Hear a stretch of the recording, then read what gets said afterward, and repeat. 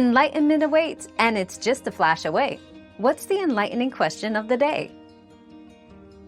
To calculate days excluding weekends and holidays in Excel, use the NETWORKDAYS function.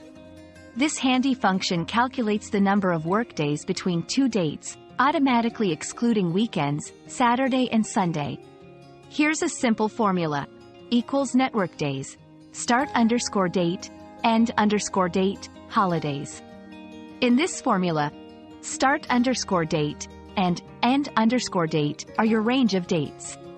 The holidays parameter is optional and can be used to specify an array of dates that should be excluded as holidays. Simply list holiday dates in another part of your sheet and reference them in your formula. This tool is essential for project planning and tracking workdays. Your daily dose of discovery ends here, but the journey of learning never stops. Subscribe and join us again for more answers tomorrow.